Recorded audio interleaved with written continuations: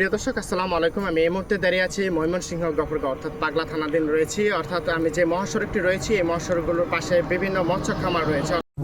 খামারে ব্রয়লার মুরগির বর্জ্য ব্যবহারের ফলে তীব্র দুর্গন্ধ ছড়িয়ে পড়েছে। এতে প্রতিদিন চলাচলকারী পথচারী, শিক্ষার্থী ও স্থানীয় বাসিন্দারা চরম ভোগান্তিতে পড়েছেন। স্থানীয়দের অভিযোগ, খামারগুলোতে মাছের খাদ্য হিসেবে ব্রয়লারের বর্জ্য খোলা অবস্থায় রাখা হয় এবং অপরিকল্পিতভাবে ব্যবহার করা হয়। ফলে সেখান থেকে নির্গত দুর্গন্ধ আশেপাশের পরিবেশকে মারাত্মকভাবে দূষিত করছে। বিশেষ করে গরমের সময় এই দুর্গন্ধ আরও বেড়ে যায়, যা জনস্বাস্থ্যের জন্য ঝুঁকিপূর্ণ হয়ে উঠেছে।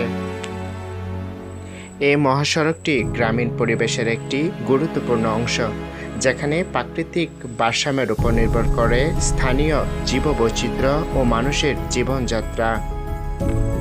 কিন্তু এই ধরনের বর্জ্য ব্যবহারের ফলে সেই স্বাভাবিক পরিবেশ ও প্রাকৃতিক ভারসাম্য হুমকির মুখে পড়ছে বলে মনে করছেন সচেতন মহল।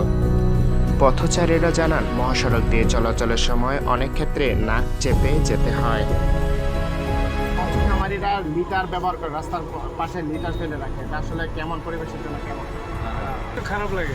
তোমরা তো বিভিন্ন সময় রাস্তা দিয়ে যাত্রী নিয়ে চলাচল করো, দেখা যাচ্ছে বিভিন্ন মৎস্য খামারের যে লিটারগুলো আছে দুর্গন্ধে অনেক সময় যাত্রীরা অসুস্থ হয়।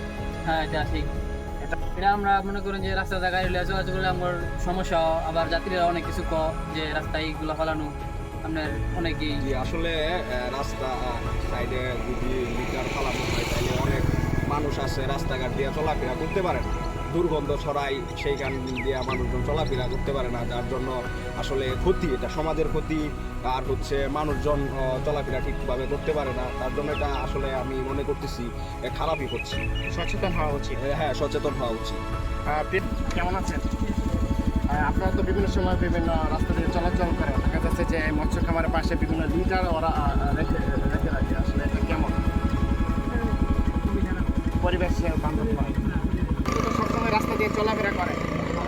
রাস্তার পাশে অনেকগুলো মৎস্য খামার রয়েছে, যেখানে দেখা যাচ্ছে যে বিভিন্ন লিটার ব্যবহার করে। এটা দুর্গন্ধ আসলে কেমন লাগে?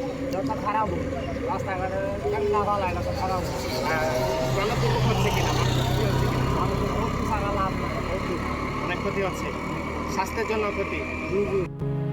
এ বিষয়ে এলাকাবাসী মাননীয় সংসদ সদস্যের হস্তক্ষেপ কামনা করছেন। তারা দ্রুত তদারকি বৃদ্ধি, পরিবেশসম্মত পদ্ধতিতে মাছের খাদ্য ব্যবহারের নির্দেশনা এবং জনস্বার্থে প্রয়োজনীয় ব্যবস্থা গ্রহণের দাবি জানিয়েছেন। সচেতন মহল মনে করছেন, যথাযথ কর্তৃপক্ষের নজরদারি এবং মাননীয় সংসদ সদস্যের কার্যকর উদ্যোগ গ্রহণ করা হলে গফরগাঁও মহাসড়কে যাতায়াতকারী পথচারীদের পথ চলা আরও সুন্দর ও সুদৃঢ় হবে এবং চলাচলে হবে স্বস্তিদায়ক। Shakil Mia, NTV news desk, Mymensingh, Gafargaon.